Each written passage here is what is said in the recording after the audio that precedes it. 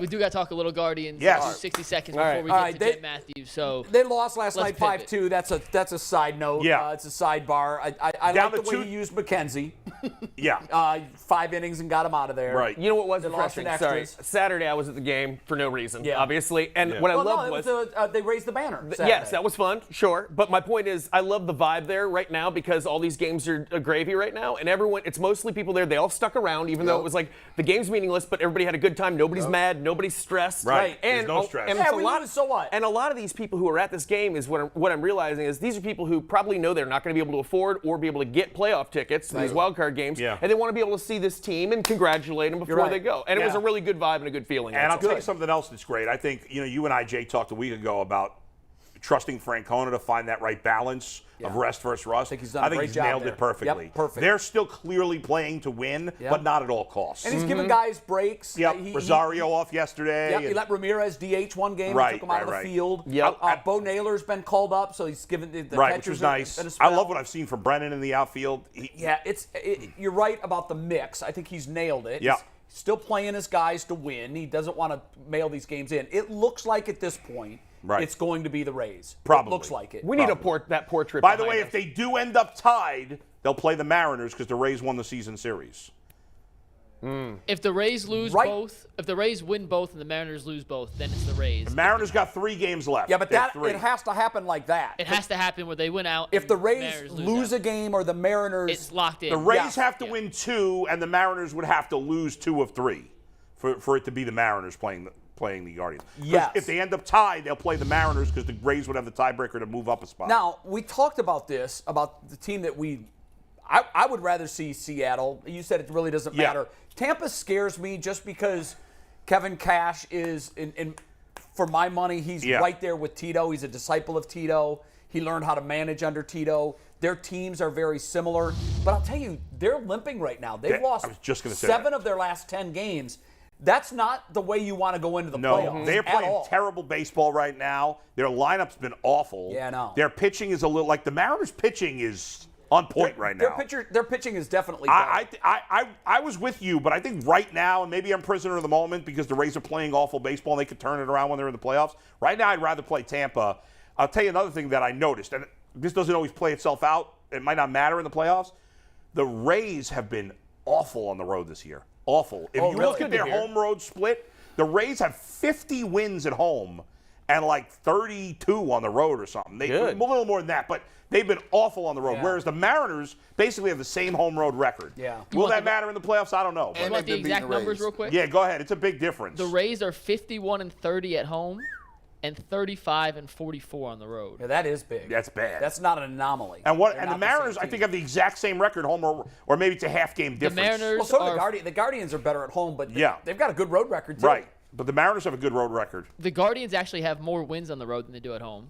46-44. That's crazy. Yeah. They have 2 games left. They could finish with 46, both home and on the road. The Mariners, by the way, are 43-35 at home, 44-37 on the road. Yeah, so they're just as good on the road. So when the Guardians are playing away, they maybe sometimes get to play in front of a crowd. That probably helps out a lot. Hey, there's people here to watch. Wow, it's and fun the having Mariners, people meanwhile, here. are getting healthy. They just got Suarez back. Julio Rodriguez, their best player, came off the IR yesterday. Yeah, I know. And He's played. ready to So. go. I do need to ask this. If and I'm not being negative, but if they come out and they lose the first game, They can't lose the series. How will that change your mindset? Well, obviously, now you've got to win, too. Your back is. That's why Game 1 in any series is the most important. I wanted to throw up when you said that, by the way. No, I was just thinking about that. Like, if you lose with Bieber on the hill and everything is set up for you, it's disastrous. It really is. It doesn't mean you can't come back and win it, but this isn't the best of 7 where you can make it up in the middle. Yeah. You lose Game 1. And you're in a really tough spot, if you're playing at home. Because I don't think people know it's a best of 3 like that. Yeah, right. I think they think it is 5 or 7. I wonder if the team's too young to realize it, that the Guardians have lost 8 straight playoff games. They don't care about that. I hope that gives me a little anxiety, which is why I want them to win. Because I feel like if they win in the first round, they have a good chance to make a long run. There's a handful of guys on this team that were there. Really, just Jose at this point. Well, but I mean. Bieber. Justin Bieber. This is what scares me. Justin the next You said question Justin here, Bieber. Shane Bieber. You know why Justin Bieber was on my mind? You want to see what that knucklehead did yesterday? You listened to him on the way in? No, he was. Someone took pictures of him taking a leak on a country club in L.A., like this exclusive country club. He was wearing. I like the message. Just like outside, or somebody took a shot of him in the bathroom? Against that. They said you got to turn your head around outside. Did they get a shot of his Bieber? I didn't look at it. I just saw the headline. Okay. Just checking. Yeah, I'm not going to look at that. Taking a risk.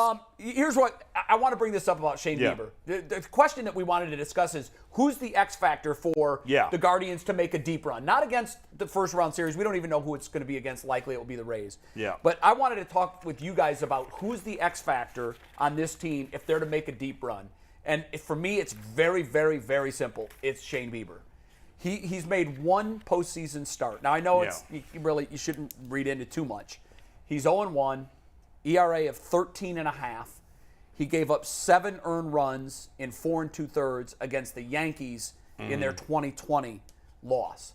However, earlier this year, we were talking about what are they going to do with Bieber. He's going to probably be moved. He got it off to a really bad start. Since May, he's been Cy Young. Shane lights Bieber. out. He's 13-8 overall, and I think he started 3-4, if I'm not mistaken. He's 13-8 overall. His ERA, guys, is 2.88. That's crazy. That gets you into consideration for some Cy Young talk. 198 strikeouts in 200 innings, almost one per. That's who he is. He needs to continue being good Shane Bieber, which there's no indication that he won't. I think he's got 12 quality starts in a row. They need him to go out in game 1 and throw 7 scoreless innings, hand it over to the bullpen to finish the last 2, get that win in game 1, and then you don't take your foot off the gas. But if you win game 1 and you have 2 at home, you have some wiggle room. If he has a bad start and they're 0-1, I don't like their chances to get out of the first round. No, when I think of X factor for a long run, to me, the first thing I think of as X factor is who's a guy I need to step up besides the stars. Right. So I get where you're going with Bieber. I'm going to assume unsung heroes. Right. I'm going to assume Bieber and even McKenzie, who's young but has been great all season, are going to be excellent. I'm going to assume the same with Clase and some of the top hitters. And Jose, for that matter. To me, the X factor of the series or the playoffs, the deep run, is Cal Quantrill. That's the X factor for me because the Indians got the bullpen. The lineup is good enough. The defense is great. The base running's great. The top 2 in the rotation, I have a lot of confidence in. Doesn't mean they'll pitch great in the playoffs, but I got confidence in them going in. Quantrill sometimes he's really good, and other times he makes you nervous. He's not a dominant pitcher, right? Like he's a smart pitcher. He throws strikes, but he doesn't dominate you. He's great at home. He is great at home. Although who was it that told me? Oh, yeah. Well, he leads the league in run support. I think he's averaging 6 runs per start. He hasn't lost at home in 33 starts. Right, which is weird. It's absurd. But it's also scary. Because if it's 1-1 in Game 3 and he starts and you've got that streak on the line, that's so Cleveland. They for need him to have to that kind of a streak. If he's really good in the playoffs, they can make a deep run because you're already going to be a big question mark at your 4th starter, which I hope will use, even though it's risky because I don't want to go. They don't. See, I just don't feel good about going short rest with Bieber and McKenzie. But really, honestly, you shouldn't need a 4th starter unless you get into a scenario in ALCS, because the ALDS is 5 games. Right. So, but the ALCS, if you get into a scenario and the World Series, a game 4. 2-2 or game, Game 4. I think you're better off using as risky as it is, even if you have to go to the bullpen what about early. This is an option. Instead of a 4th starter, just go with a bullpen game. Well, they got enough good arms there. They've got enough depth in that bullpen where I would trust them to do a 3-3 and 2-1. Well, and it might even be if you feel good about Savali, who has pitched well down the stretch. Yeah. Because I don't want nothing to do with Plesac. I don't want Plesac touching the mound. No way. But if I feel good enough about Savali, give him one turn around the lineup. Savali has been very good since he's come back. Take him out in the 3rd inning. Take him out in the 4th inning. To me, the X factor is McKenzie. I think they need to sweep the series. I don't like 1-1. I think if you win game 1 and you got McKenzie game 2, you need to put him away. You got to win that game. Put him away, and then I think you can piggyback that, and that momentum goes into the 2nd round. Now you got people feeling like, oh, we just smoked these dudes. We ready to go. Yeah, no, that would be a loud message to the rest of the league if they were able to roll out their 2 starters and get 2 wins. I'm not trying to be tricky, but I think mine's still Karinchak. I think that him being in the middle of that lineup, especially when we don't have this stellar lineup where you can count on blowing up for 12 hits on or 12 runs on any given game. You need somebody, especially in the playoffs, who can calm things down, too. That's the other thing that he can do. You don't just have to use him in the 7th or something like that. Say somebody gets off to a slow start. Wouldn't it be nice to know? And he's been lights out all season long. To bring him down to squelch a rally, something like that. That's a great point. And he's been dynamite.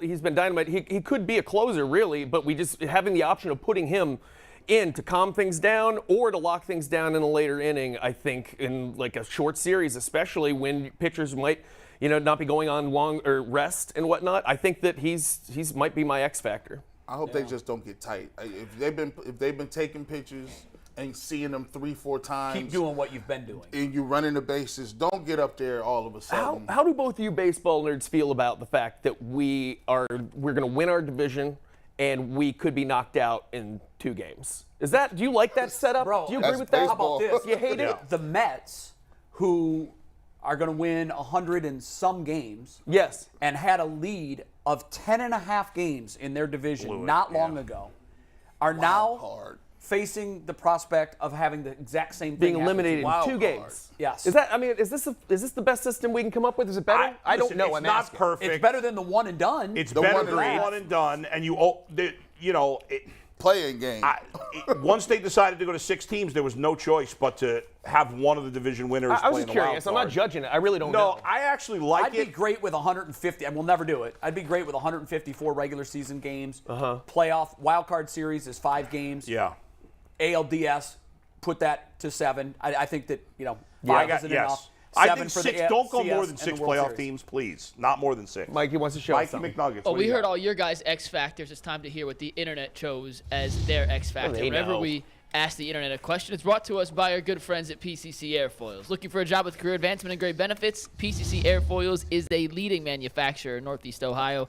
All locations of PCC Airfoils in Eastlake, Mentor, Wickliffe, and Minerva are hiring for all positions starting at $18 and up, plus full benefit packages, paid time off, and a signing bonus. You can apply online at precast.com/careers to learn more. PCC, PCC, PCC, PCC.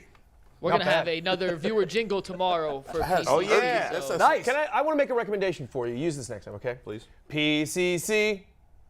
It is an LLC. That's good. That's good. Just do it, but fix well work done. Okay. So just so you guys know, this is Earl's first day running tag board today, so we're going to see how he does on the tag board transition. All right, a lot of pressure. Let's take tag board full here, Steve. We asked the internet who will be the Guardians X Factor.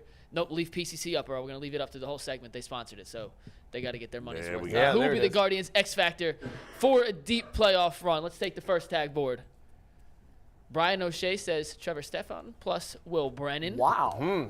By the way, you could tell Mike was not confident in pronouncing Trevor Stephan's name. Yeah, because he did what everybody does when you're not sure about a name. You say it really fast and fade. Trevor Stephan? Is it Stefan? Stephan. Trevor Stephan. He pitched at the game the other day. He got the close. Scared the crap out of him. So let's go to the next one, Earl. Yeah, he luckily finished it off. This was Andy Van Sickle McKenzie. One more. That Andy Van Slyke. Mike. I mean, you can't even write their last names. I love him, Ed. Listen, these two different. Nobody runs harder than he does. He's been awesome, by the way. He's been awesome. Yeah. And we got one more here, Earl. Let's take the last one. I believe there's one more. Uh-oh. Not one more. Lights. Tag board fail. Earl. Tag board fail, Got into the Earl. last one. Come on, Earl. You can do it.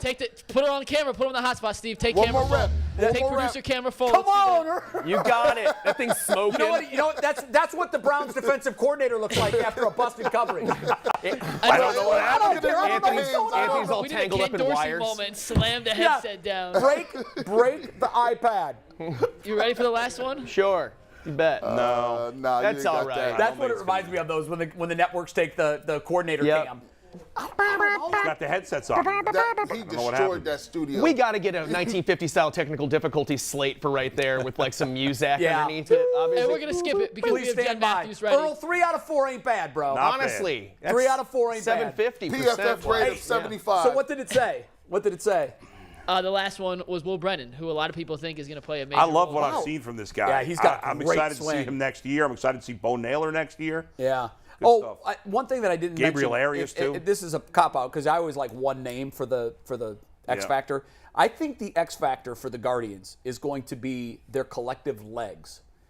I don't think he had one last night, but the next base, Stephen Kwan steals, they will have 4 guys with 20 steals. Right, Jimenez got his 20th last night. Yeah, he did. And right now Kwan's at 19. Think about that, guys. In the modern era, since they stopped stealing bases, post Ricky Henderson, I'm about to say that you got to dig deep to find a team that's had 4 guys with 20 steals. stats that'll never be broken. You guys ready for a little trivia?